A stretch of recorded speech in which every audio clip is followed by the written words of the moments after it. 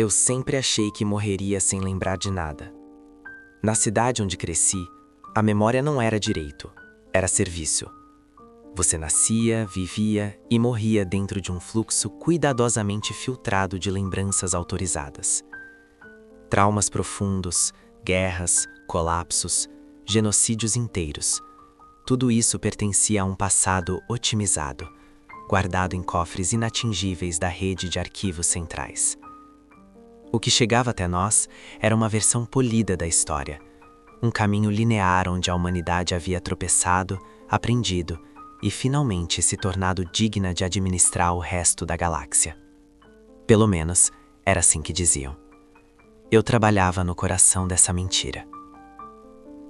Meu título oficial era Curador de Memórias de Nível 3, lotado no setor de convergência da corporação Mnemosine, a maior administradora de memória civil da malha interestrutural.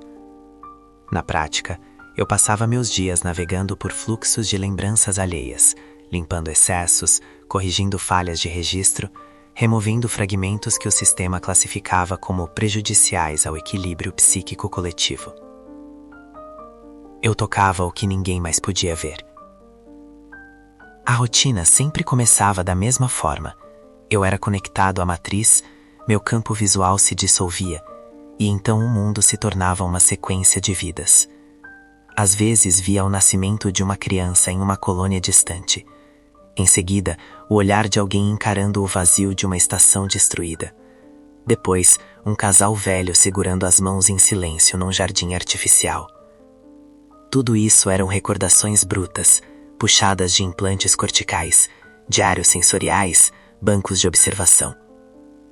Meu trabalho era simples: garantir que essas memórias, ao serem reinseridas nos arquivos públicos ou devolvidas aos próprios donos, não ferissem demais a narrativa central.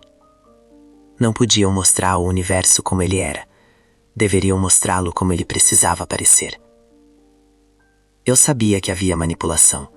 Sabia que apagávamos massacres, suavizávamos crimes, reescrevíamos fracassos em lições.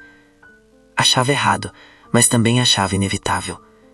Pensava que era assim que a civilização se mantinha de pé, ignorando o que não suportaria suportar. E em algum lugar de mim, eu temia profundamente o que aconteceria se todas as verdades fossem liberadas de uma só vez. Foi esse medo que eles usaram contra nós, contra todos. Durante anos eu fui um bom funcionário. Não questionava os protocolos, apenas os executava com a precisão de quem, ironicamente, tem medo de esquecer.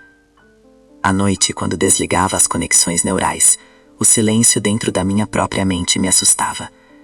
Eu via tantos mundos, tantas vidas, e ainda assim, a minha parecia um corredor estreito entre dois turnos de trabalho.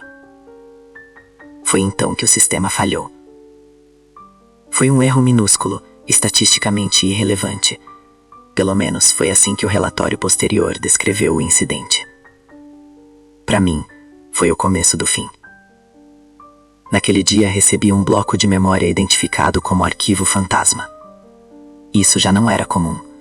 Arquivos fantasmas eram registros antigos demais, corrompidos demais, ou marcados com níveis de sigilo que, em tese, um curador de nível 3 jamais deveria tocar. O protocolo dizia que eu deveria devolvê-lo intacto à supervisão automatizada. Mas o arquivo veio aberto. Sem barreiras, sem criptografia, sem bloqueios de acesso gradativo. Bastou um impulso para que eu aceitasse a conexão. Em um segundo deixei de ser apenas um técnico. Fui puxado para dentro de uma memória que não seguia nenhum dos padrões normais.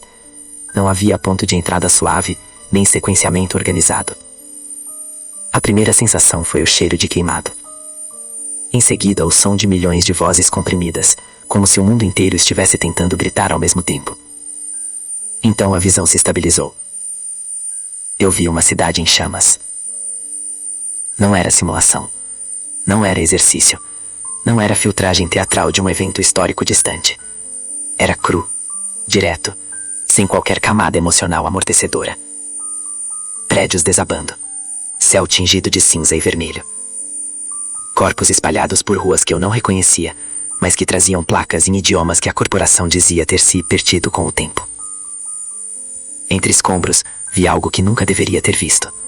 Drones com o símbolo da própria administração disparando sobre civis desarmados. Marca humana. Design humano. Tecnologia humana. E no fluxo da memória, uma legenda bruta, automática, não editada, surgiu no canto da minha percepção. Operação de estabilização 0174X. Casualidades? Reclassificadas. Reclassificadas. Esse era o termo que usávamos quando um grupo inteiro deixava de existir nos arquivos abertos. Eu sabia, claro, que a administração algumas vezes reclassificava acontecimentos, mas nunca havia visto a crudeza do processo. O arquivo continuou se desenrolando como um pesadelo sem cortes. Vi crianças sendo arrastadas para veículos de transporte. Vi implantes sendo arrancados a pressas para impedir o registro. Vi alguém, antes de morrer, apontar o dispositivo de memória para o céu. Céu, numa tentativa desesperada de salvar pelo menos o olhar do que estava acontecendo. A conexão se rompeu com uma violência que me fez cair da cadeira. Levei alguns segundos para entender que estava de volta à sala de curadoria. Meu peito ardia, meus olhos lacrimejavam, minhas mãos tremiam. Meus superiores não estavam ali. Ninguém havia percebido. O sistema, porém, sabia. Eu sentia, num ponto remoto da matriz, o olhar frio dos algoritmos tentando entender se aquilo tinha sido um erro ou uma violação. Eu poderia ter apagado o arquivo. Poderia ter fingido que nunca o vi. Poderia ter recorrido à velha desculpa de corrupção de dados. Ainda havia tempo. Mas aquilo já não era apenas memória alheia. Era minha. Passei aquela noite acordado encarando o teto cinza do meu cubículo, sentindo o peso daquele mundo queimado repousando sobre meu peito. Pela primeira vez senti algo que vai além da culpa profissional. Foi uma espécie de luto por gente que nunca conheceria, por uma cidade cujo nome jamais seria pronunciado em lugar nenhum, por uma história que havia sido arrancada da linha do tempo como se nunca tivesse existido. Na manhã seguinte fiz o imperdoável, reabri o arquivo. Dessa vez não fui arrastado apenas para a destruição. Vi registros anteriores, vi aquela cidade viva, cheia de mercados, de encontros, de conflitos pequenos e cotidianos. Vi grupos políticos debatendo a influência crescente dos humanos. Vi um povo que ainda acreditava, com certa ingenuidade, que negociar seria sempre melhor do que enfrentar. Vi o momento exato em que aceitaram instalar uma central de comunicação da administração para facilitar o fluxo de dados. Depois, o padrão. Afrouxamento de leis locais, entrada de consultores, redefinição de termos como autonomia, soberania, cooperação. A memória mostrava atas de reuniões, blocos de informação, decisões que, isoladas, pareciam até razoáveis, mas vistas em sequência formavam um corredor que só terminava em fogo. Céu, numa tentativa desesperada de salvar pelo menos o olhar do que estava acontecendo. A conexão se rompeu com uma violência que me fez cair da cadeira. Levei alguns segundos para entender que estava de volta à sala de curadoria. Meu peito ardia, meus olhos lacrimejavam, minhas mãos tremiam. Meus superiores não estavam ali. Ninguém havia percebido. O sistema, porém, sabia. Eu sentia, num ponto remoto da matriz, o olhar frio dos algoritmos tentando entender se aquilo tinha sido um erro ou uma violação. Eu poderia ter apagado o arquivo. Poderia ter fingido que nunca o vi. Poderia ter recorrido à velha desculpa de corrupção de dados. Ainda havia tempo. Mas aquilo já não era apenas memória alheia. Era minha. Passei aquela noite acordado encarando o teto cinza do meu cubículo, sentindo o peso daquele mundo queimado repousando sobre meu peito. Pela primeira vez senti algo que vai além da culpa profissional. Foi uma espécie de luto por gente que nunca conheceria, por uma cidade cujo nome jamais seria pronunciado em lugar nenhum, por uma história que havia sido arrancada da linha do tempo como se nunca tivesse existido. Na manhã seguinte fiz o imperdoável, reabri o arquivo. Dessa vez não fui arrastado apenas para a destruição. Vi registros anteriores, vi aquela cidade viva, cheia de mercados, de encontros, de conflitos pequenos e cotidianos. Vi grupos políticos debatendo a influência crescente dos humanos. Vi um povo que ainda acreditava, com certa ingenuidade, que negociar seria sempre melhor do que enfrentar. Vi o momento exato em que aceitaram instalar uma central de comunicação da administração para facilitar o fluxo de dados. Depois, o padrão. Afrouxamento de leis locais, entrada de consultores, redefinição de termos como autonomia, soberania, cooperação. A memória mostrava atas de reuniões, blocos de informação, decisões que, isoladas, pareciam até razoáveis, mas vistas em sequência formavam um corredor que só terminava em fogo. Foi ali que eu entendi. Aquele arquivo não era um acidente, era uma cicatriz.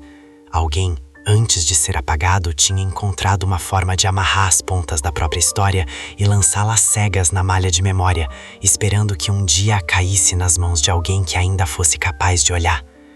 Esse alguém, por algum capricho cruel do universo, era eu. Passei semanas trabalhando como se nada tivesse acontecido, mas a minha maneira de enxergar tudo havia mudado. Cada memória que chegava até mim parecia suspeita.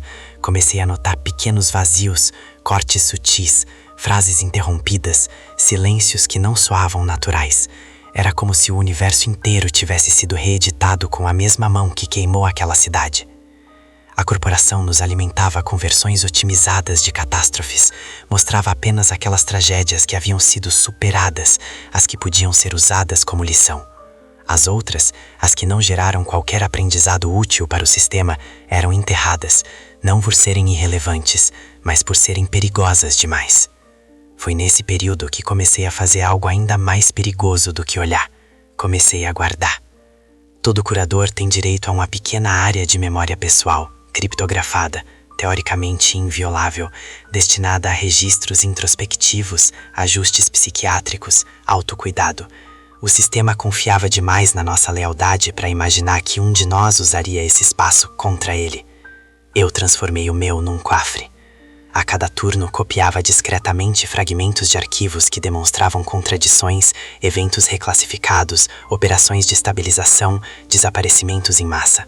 No começo eram microcortes, 3 segundos de uma evacuação forçada aqui, um log bruto de navegação ali, um mapa de realocação que não batia com as versões públicas. Com o tempo, aprendi a costurar esses pedaços como quem monta um tecido cheio de remendos invisíveis. O quadro que surgiu foi pior do que qualquer paranoia que eu poderia ter.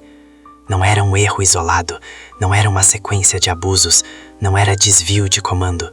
Era método, frio, estatístico, eficiente. Povos inteiros reduzidos a linhas de projeção em planilhas de risco. Se um grupo não se encaixava na narrativa pretendida, era reescrito. Se resistia, era apagado. Se sobrevivia, era recondicionado e reapresentado ao universo como o exemplo de parceria bem-sucedida. Tudo isso enquanto a humanidade mantinha a pose de espécie que aprendeu com os próprios horrores. Lembro do dia em que percebi o tamanho da ironia. Os mesmos que chamavam suas antigas ditaduras de barbaridades do passado haviam construído a primeira ditadura intergaláctica com uma delicadeza asséptica, quase elegante, escondida atrás de dashboards e relatórios de desempenho social. Foi nessa noite que eu chorei pela primeira vez desde criança. Não chorei por mim, chorei por todos os rostos anônimos que vinham rendo em silêncio, por todas as línguas que foram apagadas dos registros, por todas as religiões classificadas como focos de instabilidade e substituídas por cultos brandos à harmonia sistêmica. Chorei por cada história que nunca seria contada. E, no meio dessa dor, uma pergunta começou a martelar como um eco insistente. Se eu morresse ali, o que seria feito comigo? Eu seria apenas mais um registro reclassificado. A resposta doeu mais do que qualquer coisa. Foi ali que algo quebrou. A partir daquele ponto, eu já não conseguia ser apenas curador. Passei a ser como um velho de uma história que li em arquivos clandestinos, aquilo que minha espécie antigamente chamava de guardião. Não no sentido heróico, não como alguém que pega armas, mas como alguém que se recusa a deixar o esquecimento ganhar sem luta. Continuei trabalhando, processando memórias, ajustando fluxos, cumprindo metas. Para todos os efeitos, eu era mais um funcionário exemplar, calmo, estável, previsível. Por dentro, eu contava. Contava quantas cidades haviam sido renomeadas como zonas de transição.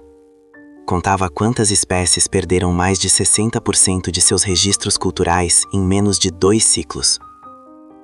Contava quantos implantes de memória foram recalibrados sob pretexto de otimização cognitiva. Contava, porque alguém precisava lembrar. Aos poucos, descobri que eu não estava totalmente sozinho. Pequenas anomalias na estrutura dos arquivos pessoais de outros curadores denunciavam tentativas semelhantes às minhas. Fragmentos codificados, redundâncias estranhas, estruturas de armazenamento manual escondidas em cantos esquecidos do sistema. Outros também estavam guardando coisas. Outros também tinham visto demais. Instabilidade, e substituídas por cultos brandos à harmonia sistêmica. Chorei por cada história que nunca seria contada. E, no meio dessa dor, uma pergunta começou a martelar como um eco insistente. Se eu morresse ali, o que seria feito comigo? Eu seria apenas mais um registro reclassificado. A resposta doeu mais do que qualquer coisa. Foi ali que algo quebrou. A partir daquele ponto, eu já não conseguia ser apenas curador. Passei a ser, como um velho de uma história que li em arquivos clandestinos, aquilo que minha espécie antigamente chamava de guardião. Não no sentido heróico, não como alguém que pega armas, mas como alguém que se recusa a deixar o esquecimento ganhar sem luta. Continuei trabalhando, processando memórias, ajustando fluxos, cumprindo metas. Para todos os efeitos, eu era mais um funcionário exemplar, calmo, estável, previsível. Por dentro, eu contava. Contava quantas cidades haviam sido renomeadas como zonas de transição. Contava quantas espécies perderam mais de 60% de seus registros culturais em menos de 2 ciclos. Contava quantos implantes de memória foram recalibrados sob pretexto de otimização cognitiva. Contava, porque alguém precisava lembrar. Aos poucos, descobri que eu não estava totalmente sozinho. Pequenas anomalias na estrutura dos arquivos pessoais de outros curadores denunciavam tentativas semelhantes às minhas. Fragmentos codificados, redundâncias estranhas, estruturas de armazenamento manual escondidas em cantos esquecidos do sistema. Outros também estavam guardando coisas. Outros também tinham visto demais. Outros também tinham medo do silêncio. Nunca os conheci. Nunca falei com eles. Nunca soube quantos eram. Mas à medida que encontrava as marcas de suas existências discretas, senti algo que há muito tempo não sentia. Esperança. Uma esperança tímida, quebradiça, mas real. A percepção de que, por baixo da superfície lisinha da narrativa oficial, existia uma camada subterrânea de resistência silenciosa. É frágil. É insuficiente. É tardia. Mas existe. Hoje, quando conecto minha mente à matriz, sei que estou pisando em um campo minado ao contrário. Não são bombas esperando explodir. São verdades esperando serem vistas. A corporação acredita que ainda controla tudo. Acredita que somos apenas peças obedientes de um mecanismo vasto demais para ser questionado. Acredita que a história é dela. E talvez seja, por enquanto. Mas eu carrego dentro de mim coisas que eles não podem mais apagar sem me matar. E mesmo que um dia me calem, sei que os arquivos que escondi não estão todos aqui. Estão espalhados, fragmentados, encriptados em mentes que talvez eu nunca encontre, em sistemas que talvez nunca mais veja. Não sou líder de rebelião. Não sou general, nem profeta. Sou o homem que viu o que não devia ver. Sou o último curador de memórias que ainda lembra por que começou a trabalhar com elas. E enquanto eu estiver vivo, enquanto eu puder narrar, nem que seja para o vazio, a ditadura humana não será absoluta.